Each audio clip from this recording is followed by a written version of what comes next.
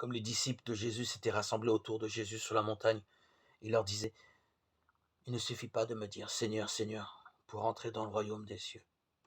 Mais il faut faire la volonté de mon Père qui est aux cieux. Matthieu 7, 21. Tous, nous aimerions savoir quelles sont les modalités concrètes de ce « il faut faire la volonté de mon Père ». Une petite charte, bien réglée, nous arrangerait. Nous saurions d'emblée ce qu'il faut faire. Mais ce n'est pas ainsi que Dieu voit les choses. Entre les deux pôles, Dieu et les hommes du double commandement, il n'y a comme curseur de la volonté du Père que l'amour.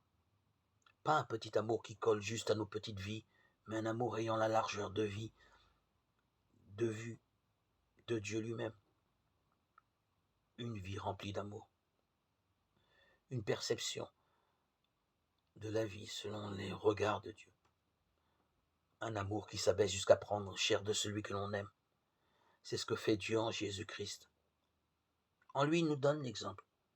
S'abaisser ainsi nous entraîne non à prendre corps, ce qui n'a pas de sens pour nous, mais à épouser la cause de l'autre, celle du souffrant, du pauvre, de l'exclu, de l'étranger. Préparons-nous à recevoir celui qui, en toute chose, a fait la volonté de son Père, non seulement par sa passion, mais déjà dans son incarnation. Pour lui comme pour nous, faire la volonté du Père consiste à le laisser conduire nos vies, même là où l'on ne voudrait pas.